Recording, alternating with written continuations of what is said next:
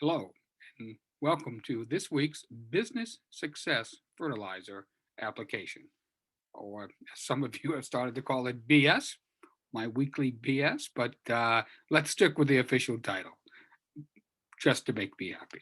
So, this week we're going to talk about don't get too comfortable. And I sort of did something a little different. I pulled something out of my past, and let me tell you what I'm thinking about this week. For all intents and purposes, my mother, Florence, was a unremarkable person. She was diminutive, topping out at a mere 5 feet. My mom never weighed more than 100 pounds, and by her own admission, she was the spoiled youngest child in a family with 11 other children. Engaged to Bobby Hensel, my mom was securely ensconced in her comfort zone. Then came World War II, and my mom's comfort zone was gone. Bobby shipped off to Germany and was one of the 75,000 casualties of the Battle of the Bulge, ending his life in the belly of a Sherman tank. It was during this time that my ordinary mom became part of something extraordinary. Having been forced out of her comfort zone, Florence Gray went to work at Pratt and Whitney in Hartford, Connecticut, building aircraft engines that were used in the B-17 flying fortresses that were instrumental in stopping fascism from sweeping over the globe. After the war, my mom settled down with my dad, had a family, and the rest is important only to those who loved her. But for the time being, she was part of something remarkable, all because events and history conspired to push her out of her comfort zone. Which brings us to you and me. If you're someone who needs a world war to get out of your comfort zone, you can probably stop listening now. Although we all strive to be comfortable, comfort will eventually become your enemy. It will keep you from taking risks, from moving forward and achieving your goals. The problem with avoiding something difficult is that not only are you just delaying the inevitable, but you're increasing the difficulty when you are finally forced to confront the challenge.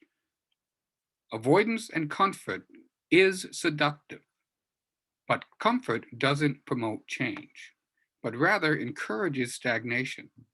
And we all know that stagnation is the death knell for any business.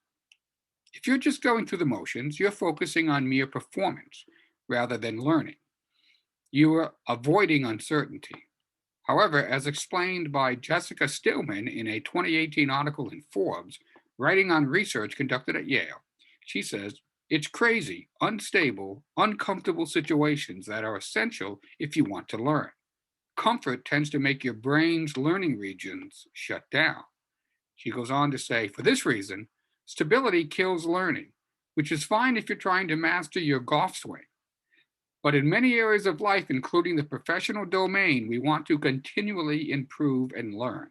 And to do that, you need to avoid the easy and the comfortable in favor of the unpredictable and probably hard. As Yale neuroscientist Dr. Lee put it to courts, perhaps the most important insight from our study is that the function of the brain as well as the nature of learning is not fixed, but adapts according to the stability of the environment.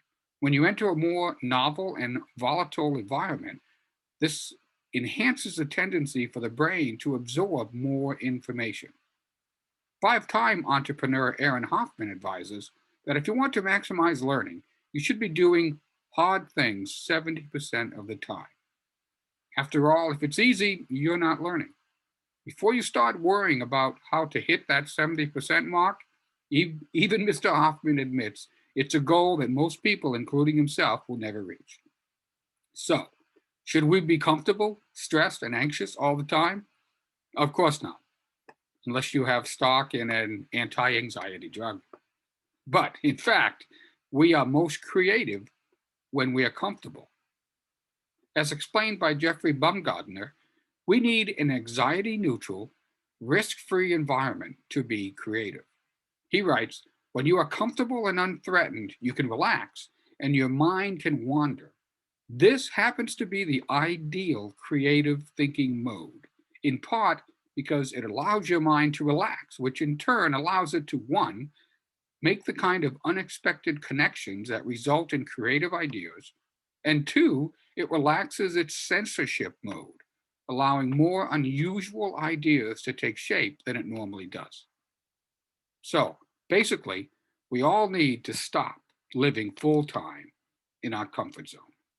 However, to keep our creative side active, we shouldn't be afraid to visit it once in a while.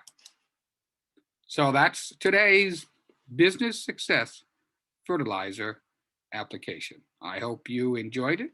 And if you want to learn more about referral exchange networking, please reach out to us.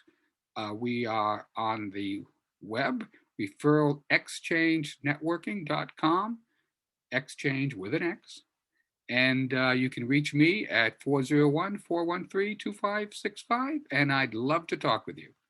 Everybody, have a great week, and we'll see you next week. Bye.